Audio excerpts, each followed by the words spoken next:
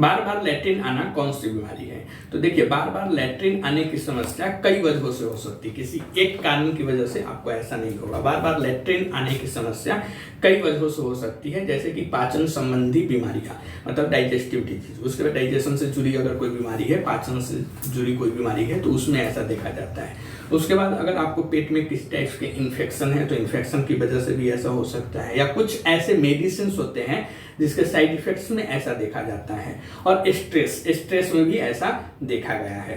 पाचन संबंधी बीमारी में जैसे आप देखेंगे तो इरिटेबल बाउल सिंड्रोम ऑलरेडी मैंने पढ़ा चुका है। इरिटेबल बाउल सिंड्रोम में ऐसा देखा जाता है कि बार बार लैट्रिन आने की आपको प्रॉब्लम हो सकती है। उसके बाद क्रोहन डिजीज के बाद coeliac disease, ulcerative colitis, gastrocolic reflex, यह सब टाइप्स के जो डिजीज है, तो पाचन संबंधी जिसे हम डिजीज बोलते हैं, तो इस टाइप की अगर डिजीज है आपको, irritable bowel syndrome, Crohn disease, coeliac disease, ulcerative colitis और गैस्ट्रोकोलिक रिफ्लेक्स, इस टाइप्स के डिजीज में ऐसा देखा जाता है कि बार बार लैट्रिन आने की समस्याएं होती है। उसके बाद इन्फेक्शन, अगर आपके पेट में या बॉडी में इन्फेक्शन है, जैसे सल्मोनेला इन्फेक्शन हो गया हुआ है, या रोटावायरस का इन्फेक्शन है, या जियार्डिया इन्फेक्शन है, तो इस टाइप के भी इन्फेक्शन में देखा जाता है कि बार बार लैट्रिन आने की समस्याएं होती है।